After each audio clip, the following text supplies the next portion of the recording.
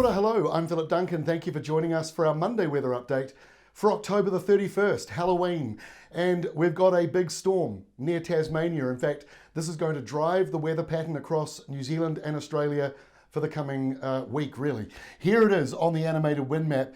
Warm, windy northerlies ahead of it. Much colder southerlies blasting into Western Australia and South Australia at the moment. This is the temperature map. You can really see how it's dropped the temperatures in that southwestern corner, and that cooler change or colder change is spreading across a large portion of Australia. But New Zealand's on the warmer side for now. Light northerlies out of the subtropics for some areas like Bay of Plenty and the eastern side of the North Island. Then we're going to see some westerly winds before the windier change from that storm moves in. So there is actually quite a lot going on. Here's the 3-day rainfall map for New Zealand. The bulk of the rain on the west coast, talking about 150 millimetres or more, maybe 200 millimetres coming for some of the mountains and ranges along there. In the North Island, it's the northeastern corner still being clipped by that subtropical northerly, about another 40 to 70 millimetres on the way for that northeastern corner, but much lower totals elsewhere. Even though it's humid, a lot of the rainfall will be sort of drizzly stuff, not accumulating to very much. Australia, the bulk of your rain is over on the eastern side, through the mountains and hills, and again about sort of 50 to 70 millimetres, but there could be some areas just here to the south in the Yarras that could get up over 100 millimetres just in the next 3 days ahead. And this, just briefly, don't worry too much about all the numbers, just the colours.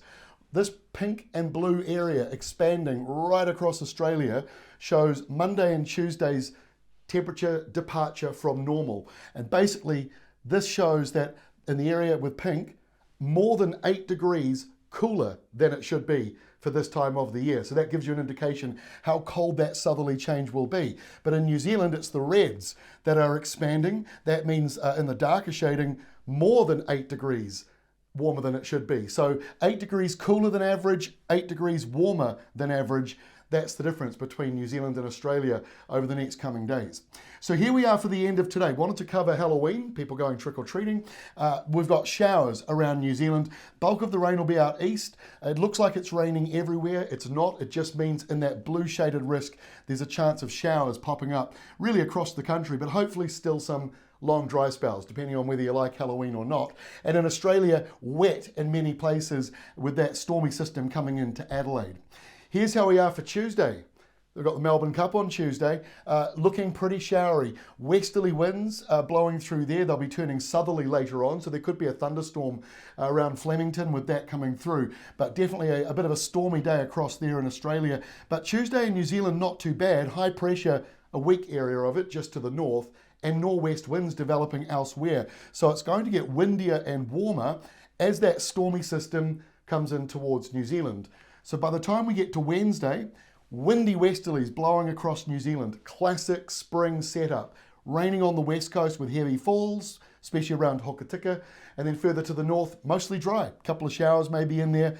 Windy and sunny in the east. It'll be the place to be. And in Australia, that stormy system's still around, still cold. Sydney takes a temperature drop. Melbourne's still colder. Hobart is still colder. And even Brisbane will be feeling that temperature drop coming in for you on Wednesday.